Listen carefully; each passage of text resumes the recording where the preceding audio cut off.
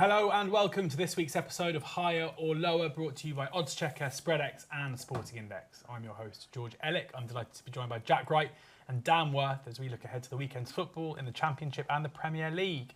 We look at the spread betting markets across SpreadX and Sporting Index and say if we think the eventual result will be higher or lower than the midpoint.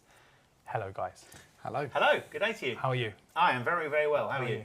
Good. Glad for football. Well, I mean, it didn't go, but real football back. No more internationals. Real football back? Yeah. England? I like England, but I didn't actually watch either of the games they I played like this time. England. That's good. What do you think about England hiring a German manager?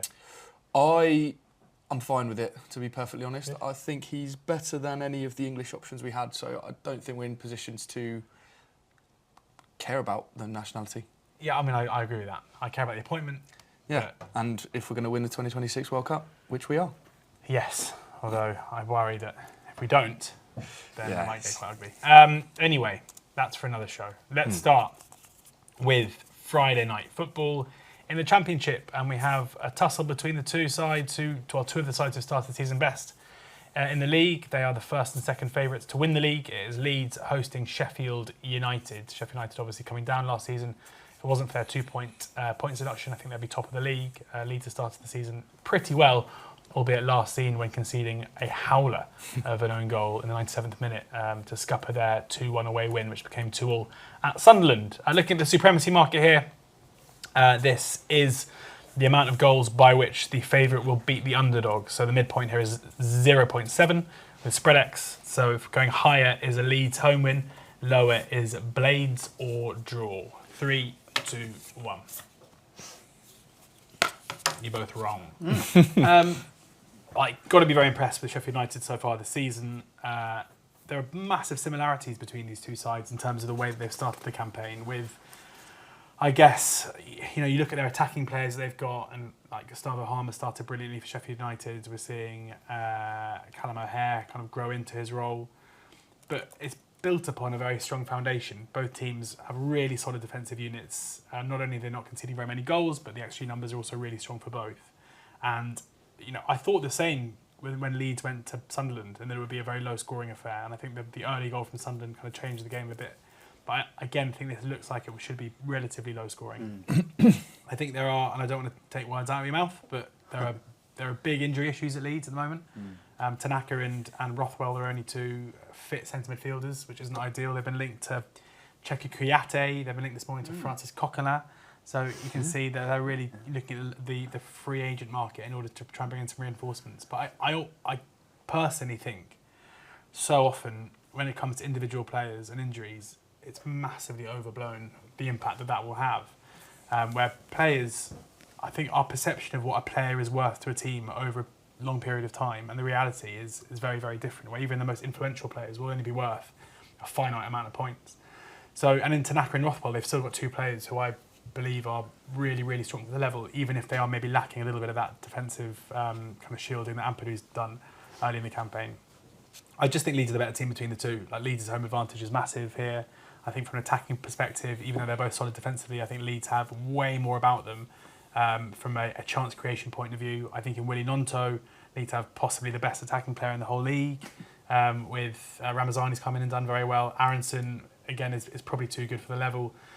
It's only a matter of time until Matteo Joseph scores with his underlying numbers, both in terms of shot locations for XG, but also his XG on target is like 3, and he's only scored 1 so far, so keeper's just kind of pulling off a blinder.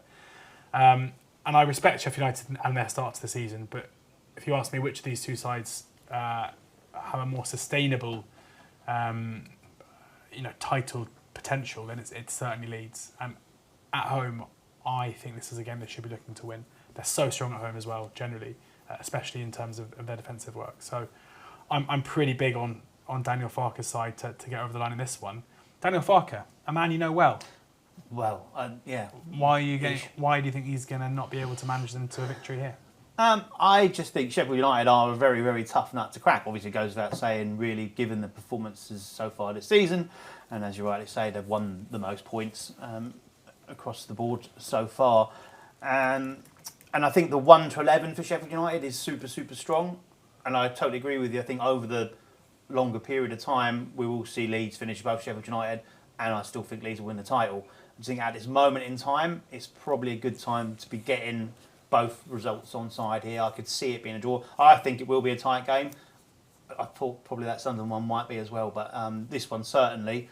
And yeah, I just feel that Sheffield United, I think they'd certainly sign for a point here. It is obviously the cliche, tough place to go. Don't get much tougher than going to Ellen Road. But we've seen a couple of blips from Leeds, albeit possibly deserving more, certainly in that Burnley game. But I can see a similar kind of outcome here. Goal might settle it. Unprepared, given it's a 0.7 supremacy. I thought that might have been a bit closer to 0, to be fair, more than closer to 1. So on that basis, I think there's more upside for me going with this potentially being a draw or the Blades even sneaking one. Dan? Genuinely have nothing to add. The only thing that I don't think you mentioned was Sheffield United's defence. They've not conceded a goal in the last 6 in the Championship, which is pretty impressive. And only really backs up everything that you said about how they've started the season. So I'm exactly the same. I think Sheffield United will be happy with the draw here.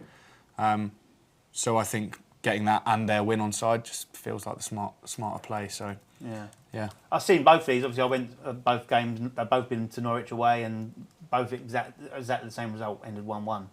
I wouldn't be surprised to see that result replicate itself here as well. Mm. Indeed. Right. You'll be happy, Dan, to know that we're now going to the Premier League. Yeah. In your opinion, football doesn't exist outside the Premier League, does it? And League One. Middle ground you don't like. Can you just play golf every Saturday? You're going this weekend, aren't you? Yes, I am, yeah. First time since opening day? Yeah, it is actually first home game of the season, which is not nice to admit on a show where people can see. But mate, there we go. You play golf. Life gets in the way you sometimes. Play golf nearby. Doesn't That's it? fine. You know? So what you can do sometimes, you can play golf in the morning and then go to the game. yeah, it's tough when it's 12:30 kickoffs though. Yeah, you are big time. Yeah. But you're going to the 12:30 game. You've had loads of 3 o'clock games. Yeah. Don't look. Come on. It's all London. Does that make sense? Yeah. Yeah. North London v East London. I live basically between these two stadiums. Ooh. So do you. I do, yeah. We don't live together.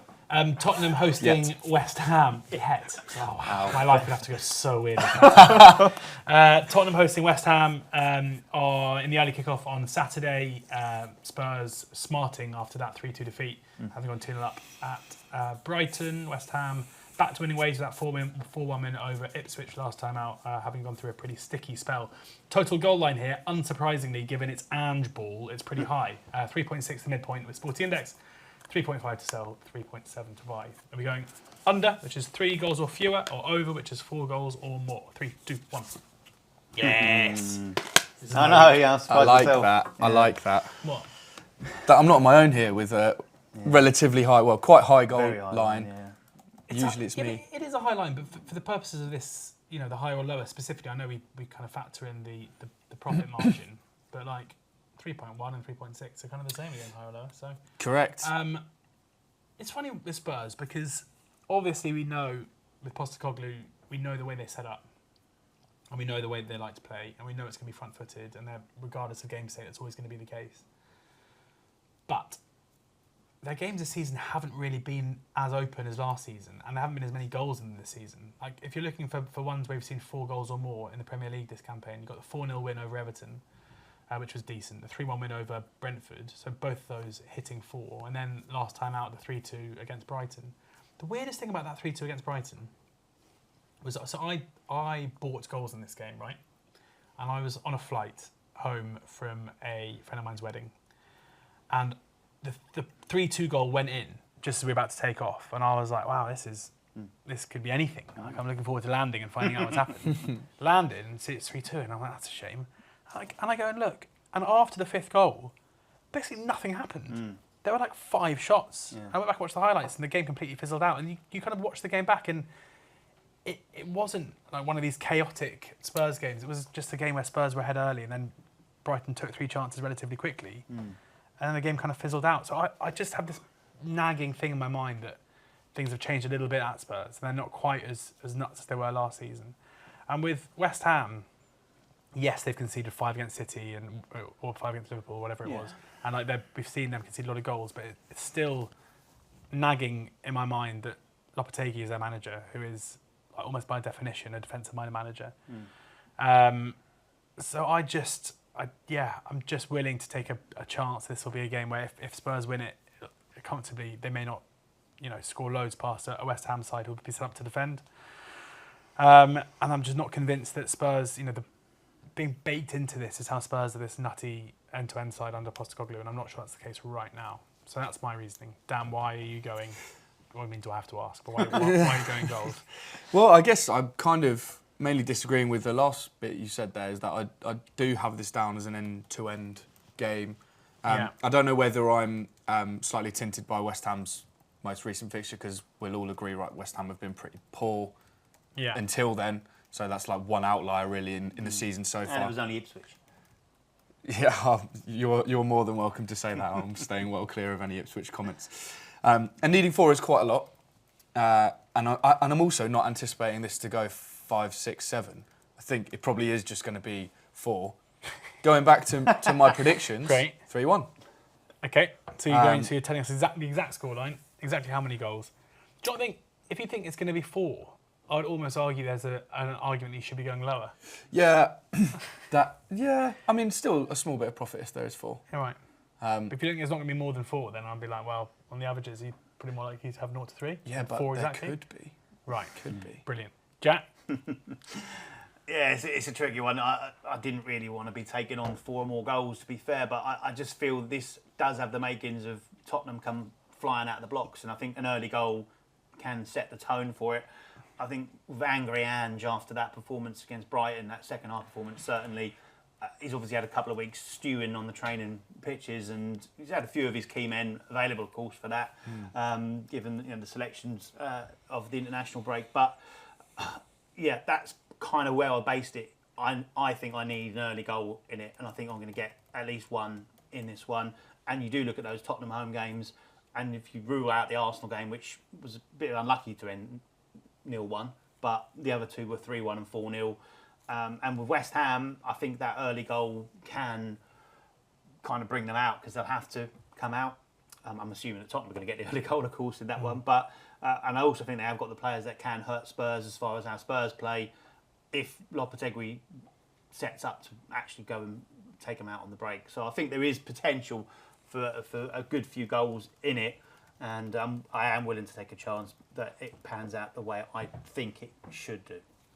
Okay, on to Bournemouth hosting Arsenal now. This is the last match goal, the market where the midpoint with SpreadX is 67.5. Lower means you think that the last goal will become before the 68th minute. Higher would be 67th minute or later. So last match goal, Bournemouth against Arsenal. We're going higher or lower. 3, 2, 1. Oh, at last. Perfect. I'm not going to lead again. Jack, you take us away. This is basically around for me how Bournemouth play. Attractive, attacking football. The Iriola way is to go and look to win games front foot, and doesn't seem to change too much from be them playing a Wolves or be them playing a Man City, Arsenal, one of the top sides. The difference being that they normally get away with it and get a positive result against the sides level with them or lower to mid-table. And they really suffer when they take on the better sides, and they leak far too many chances and they leak far too many goals. Simple as that. You look at last season, they lost this game 4-0 to Arsenal. They lost 3-0 at the Emirates. Both those games actually had goals in added on time, which for me, when you consider that Arsenal were clearly 3-0 up and 2-0 up at that point, shows you that Bournemouth are still pressing. Arsenal are still able to exploit that. That's where I come from on that angle. And you look at the goals this season for Bournemouth at home, 51, 86, 77. Their game is not necessarily them scoring them. And Arsenal away, 90 plus 8, 64 and 77. So it works out that way. And again, looking at Bournemouth's performances at home against the top 4 last season, 3 of those games featured goals in added on time. 1-0 against Man City was the outlier to that, 24 minutes. Other than that, they lost 4-0 to Arsenal, as we've already talked about. 4-0 to Liverpool, 90 plus 3 goal there. And a 2-2 draw with Aston Villa was their only point, either home or away, against the top 4, in fact, the top 5 last season. And that last goal, that one came in the 90th minute. So, yeah, compelling evidence to suggest we might get a late one here. Nice. Dan? Yep. Done Good. it all for me again. Even the times, I thought, Sorry. this time I'm going to get this over Jack. I'm going to have the time of all of Arsenal's late goals in their most recent games, but you've covered it. The one point I've got here that you didn't say has absolutely no relevance at all, much like a lot of my rationale. So I'll say it anyway. Go on. 31% of goals this season in the whole league have come after the 60th minute, which would be great if it said anything, but there's a third of the game left. There's a third of goals scored there. There we go. Right, lovely stuff. Yeah, I just think this is another classic game where, regardless of game state, I don't see why it won't be end-to-end. Like, if Bournemouth are ahead, they're not going to just sit in and soak. We know that if Arsenal are ahead, then Bournemouth will come at them, and we know that how good Arsenal are on the break. So I think in markets like this, if you're going higher, you want it to be because you think a team will edge ahead and basically stop attacking. And with these two, it just doesn't really seem very likely. Albeit, Saka likely being out the side, we're not sure after his injury. I read today that he's supposed to be... Really? Yeah, supposed to be okay. Perfect. Which would be a big Boost. bonus for There all you of go, us, even wouldn't better. it? Yeah. Double higher. Right, 3 more games we're going to cover before we get on to our naps. Wolves against Manchester City. Wolves have got a decent record against City in recent years. Although Gary O'Neill, under pressure, I mean, you've got to feel for someone when they're under pressure and they've got to host Manchester City. Time of first goal is the market here with Sporting Index. 29.5 is the midpoint here. So early goal, so a goal in the first half an hour or so would be lower. Later goal, so 0-0 after half an hour would be higher. I think we're all going to agree here. 3, 2, 1. Right, Dan, this is your time to shine. It is. Take everything. Oh, well, that was nice. No team have scored more first half goals than Man City this season, That's a great with stat. 11, which doesn't come as much of a surprise. And no team have scored more goals in the first 15 minutes than Man City this season, Wow. which does come as a surprise because teams like Brentford and Ipswich have also been scoring pretty early. They're all joint on 4. Wolves' backline, I don't really think needs mentioning, but is obviously the worst in the league by quite a way at the moment. 21 goals conceded already this season, 6 more than any other team in the league, which is obviously a huge worry when you're coming up against Manchester City, who are arguably the best attack in the world, Premier League, or world. That narrowed down. Yeah. It's the only league that I can think of, isn't it? Obviously, it's the only one that matters to me. City have scored 8 goals and conceded 5 this season that would fall into this line, which is quite high comparatively to other teams. I was actually surprised to see them having conceded 5 in the first half an hour this season. So, first half an hour feels low, although this is always like basically the same line every time this gets brought up, isn't it? But I think Manchester City are the strongest in the league. Maybe Tottenham come just above them in terms of hitting under this line. So I'm pretty comfortable in the first half an hour. Good stuff, Jack. Yeah, I think you're right. This line is generally fairly standard. There's some games that you look at though and go, yeah, I don't really want to touch that. And others you go, ooh, I will. And this would be one, I think. You've got a side like Wolves that just can't defend. And they've shown no signs of trying to either, really. I think Gary O'Neill seemingly gone, we aren't going to be able to keep clean sheets. We're going to have to try and outscore sides. Well, do that against Manchester City and generally you'll come unstuck. And it just seems to me that Man City are going to get plenty of chances. As you say, Wolves are conceding 3 goals per game as an average across the season so far. That's an even higher average when you just zoom in on their home form as well. But they have shown elements of being threatening in attack, haven't they? And especially in transition. And as you say, Man City have conceded early goals quite regularly. They have had issues in that respect. So I think Wolves have got a chance of actually getting a goal themselves. So I think we've got 2 areas where we can win this one. And I generally think that when you look at all those stats together, this looks like a very decent line to attack with a lower. Yeah, I initially wanted to go higher here, but then I kind of looked at it a bit longer, mainly because Wolves have had 2 games, Liverpool and Newcastle, where high would have copped in games that ended up having 3 goals. So it kind of felt to me like maybe there was a bit of a trend that games were starting relatively cagey before unravelling later on. But both first half goals, but weren't they? They were late. But they're 36 later. and 45. Yeah, but City haven't kept a clean sheet at home this season. City have only kept 1 clean sheet total this season. They've conceded to both Newcastle and to West Ham. Their only clean sheet came away at Chelsea. So as you say, you've got to factor into this. This isn't just a one-sided game. And obviously we saw Ipswich take the lead after a couple of minutes against them too. With Rodri out, it still feels like City, from a defensive perspective, are still recovering from that blow and are still kind of finding their feet a little bit. So yeah, as you mentioned, with Wolves' defensive struggles and City's attacking threat, coupled with the fact that City themselves aren't great defensively right now, it's definitely a lower in my mind for this. On to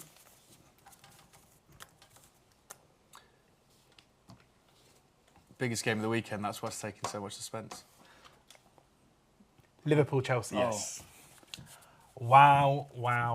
Liverpool-Chelsea, total goal minutes is the line here, obviously, because Dan chooses the market.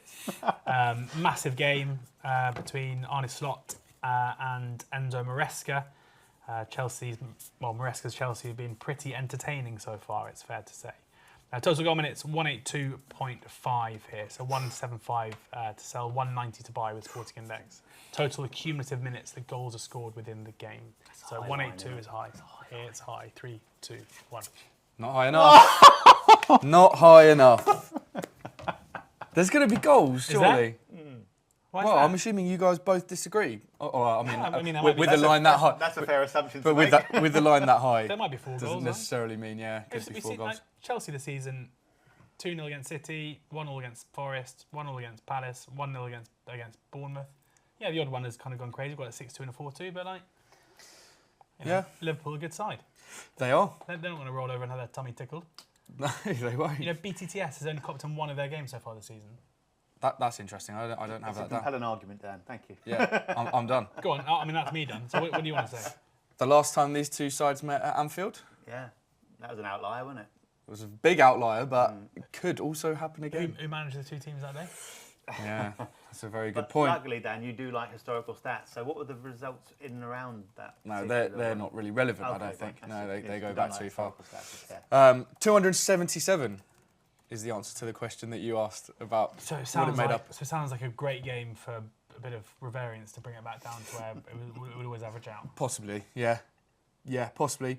I just obviously think that this game's got goals in. It's the two of the most exciting attacking sides in the league going head to head, and I think it doesn't take that much, really, let's be honest, for me to want to go higher on goals lines. But I think this is one of the most exciting clashes available in the Premier League in that respect. Both teams are going to have to make changes in their back line. Obviously, Kelleher is going to come in for Alisson, who's out for a little while. Yeah. Chelsea got suspensions and injuries. Fofana and Kukurea are out, and Colwill potentially out. So they're going to have to bring in some reinforcements. I mean, they've got plenty of them, so they probably won't struggle to find anyone. But lack of game time might cause an issue. As I say, coming up against Liverpool's attack, who, I mean, all season I've been saying are top quality. Yeah, my main rationale is you've got two fantastic attacking sides here going hammer and tongs. It's going to unravel. There's going to be lots of goals. Did you write hammer and tongs? I did. Amazing. That must have been after the third coffee because So it's a good. bit too exciting, isn't it? A Hammer bit and too tongs. excited. Jack, you going to hammer and tongs? No, my Or are you going to peter them out? I think this could peter out actually. Yeah. Funny enough. He doesn't get these wrong as well.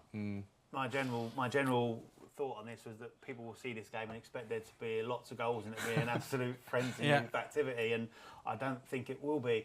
And you put all the stats into this, all the data into this, whether you're looking at XG, whether you're looking at actual stats, whether you're looking at anything little slightly historical, and all the numbers come out as this being a very low-scoring game. It's only when you then see it's Liverpool versus Chelsea, I think, where it's suddenly like popped out that way. Like Liverpool have only conceded 2 goals this season, which is the best defence. 2-0, 0-1 and 3-0 at home. All those have gone way under this mark. That 3-0 only had 91 minutes in it. And look, I think you look at the Chelsea one, those 2 games you talked about there are outliers Massive for the outliers, season yeah. because they were absolutely chaotic and crazy. And even that Wolves game, the total XG was like 3. Yeah, it was just a silly game. Yeah. And I watched the Brighton, I've said this a couple of times, but I watched that Brighton-Chelsea game and I couldn't believe what I was seeing. It was just bonkers. But all those goals come in the first half. Let's not forget that as well. Did it even hit the line? No, wouldn't have done. I didn't worry about that because it was at home for Fine, Chelsea. but But it yeah, wouldn't have done, they were all in the first half, so it probably wouldn't have done. And the main driver for me here is I probably think Liverpool sneak this one, and Arne Slot's style of play is that they gain control of the game, they get in front, and then they close it out. Yeah. It's completely different from the Klopp era.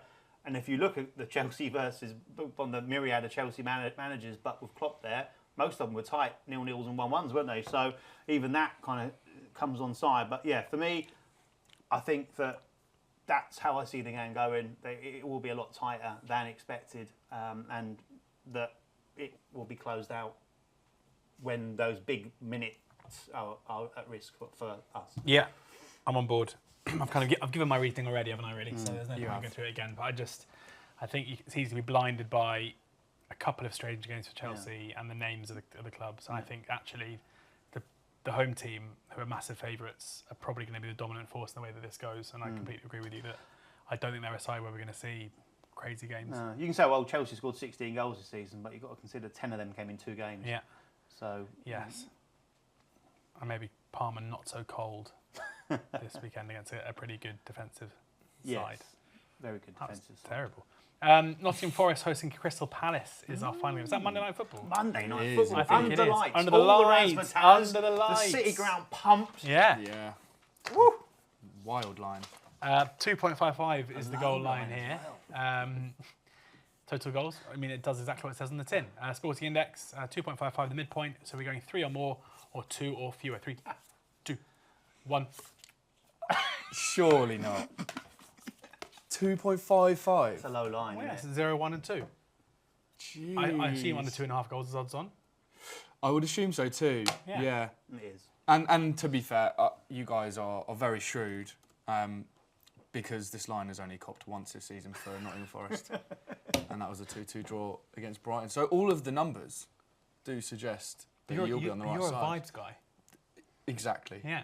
It's Monday night. Under 3 goals, I almost feel like I need to stick to this now because I've said it so many times on the show. If this line is under 3 goals, I'm higher. You're what?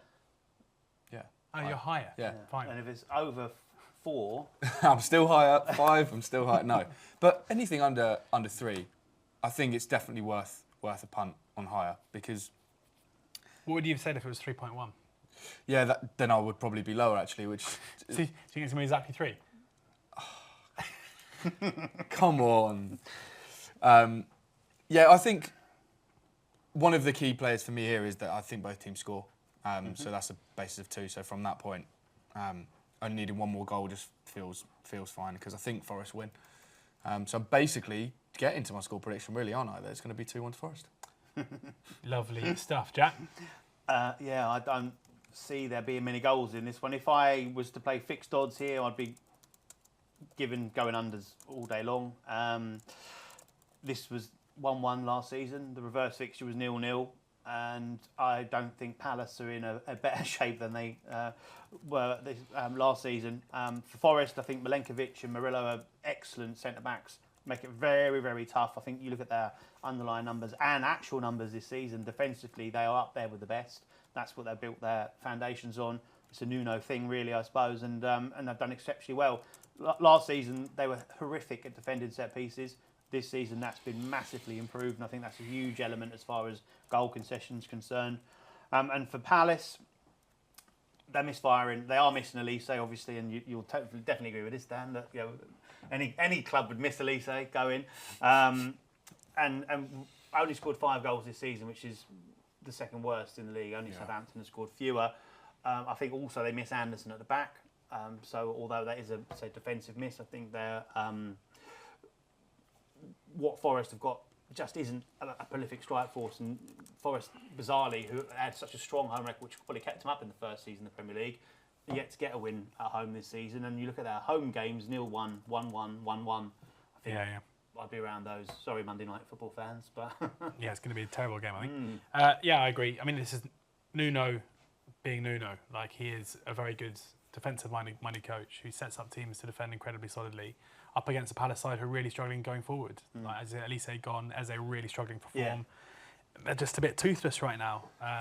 So, I think 0-0's a pretty big runner here, or 1-0 either way. I think pretty fancy Forest to win it, but So it's tight, isn't it? I think also Yeah. Palace have suffered from players that had quite busy summers as Yeah, well. With in the Olympics, Mateta particularly there as Yeah. well, and Wharton struggling. A few of their key players are just looking a bit tired already at this stage of the season. So. Yeah, for sure. Right, on to our naps. And Dan, you said you have a really strong one. Oh, I don't know about that. I feel like I thought a lot of my picks here today were strong coming in, and I'm leaving not so confident on almost all of them. So thank you for that, you two. My best bet of the weekend is a sell of Southampton supremacy. I feel like we go in for Saints, or one of us going for Saints or one on nap like every week, and it's normally doing all right. Yeah. I mean, I'm not surprised because they're the home team, but I was sort of surprised to see them even as favourites here. It's 0.25 midpoint in their favour. I just think there's already a lot of pressure building up on Southampton, and rightfully so. They've only got 1 point this season.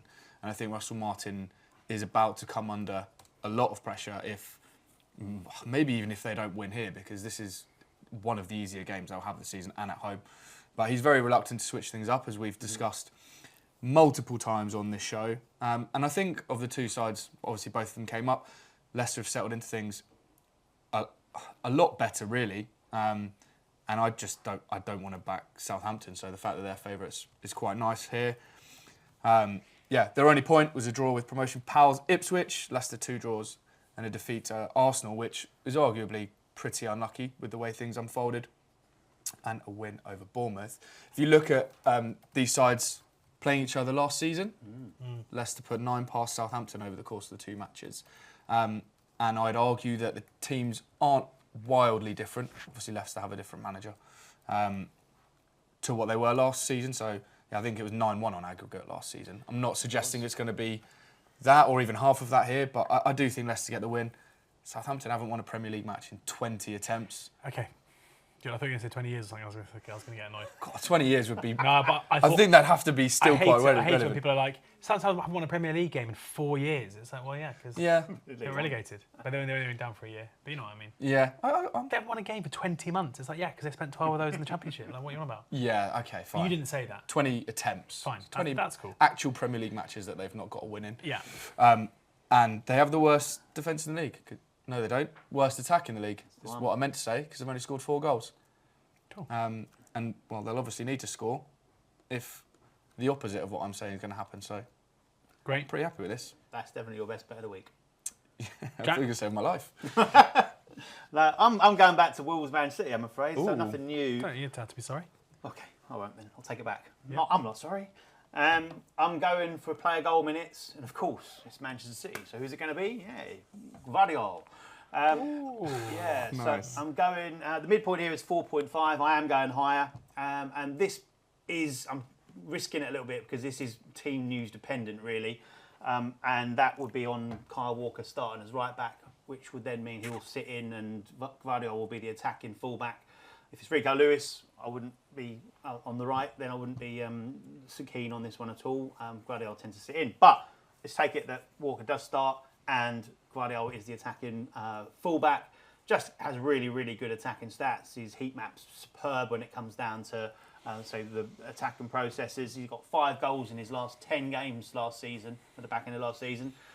So the dynamic was switched at the start of this season with Rico Lewis being the right back, and it did impact him.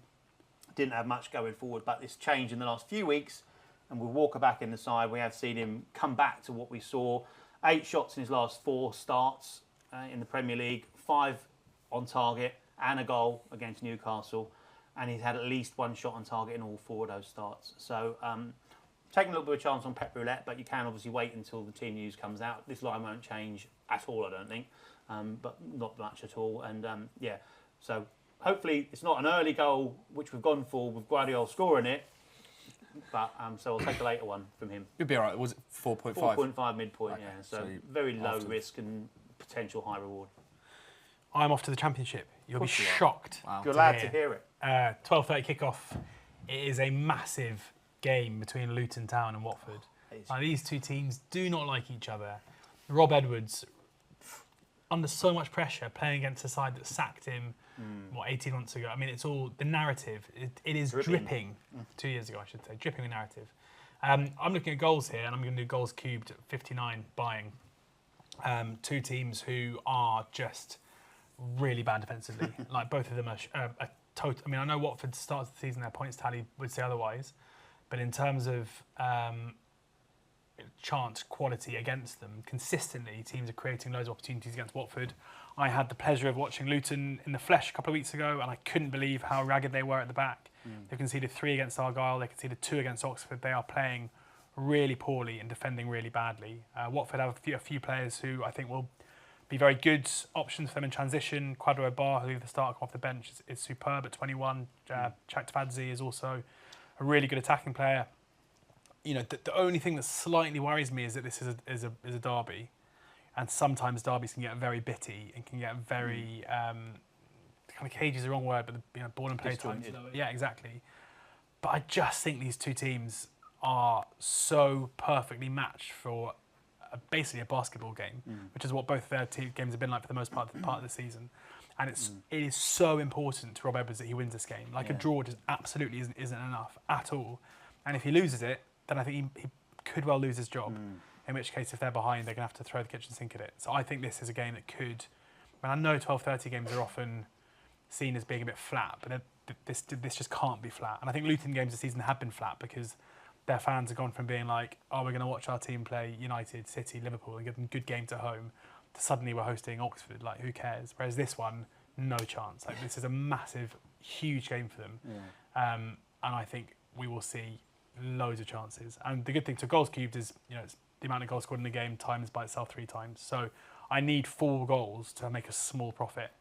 But because of the way these teams play, I think there could be loads on the cards, in which case it obviously goes up very, very quickly. So, yeah, goals cubed in Luton Watford is my nap. Cards in that one as well. I don't want to give play my hand because it's not out yet. But just keep an eye on the cards market. We don't know what the line is yet, but they don't like each other, and it's an interesting ref. So just if you're watching traders, just make sure you don't put the line too high. Thank you guys. Thank you to Jack. Thank you to Dan for sharing their tips, thoughts, and insight on this week's episode of Higher or Lower. It's been great to be back after a week's hiatus, as in the international break took over. Albeit there were games in League 2, so I could have done it. Make sure you click on the link in the description to this show if you want to sign up for an account with SpreadX or Sporting Index. There is a new customer offer there. T's and C's, of course, do apply, and do ensure you read up on spread betting because losses can exceed your initial deposit, and ensure that you're staking accordingly. Oddschecker have you covered for all of your fixed odds betting needs, and check out whoscored.com for all the stats that can help inform your betting on a weekend's action. We'll be back again next week, so look forward to that. In the meantime, enjoy your weekend and enjoy all the football.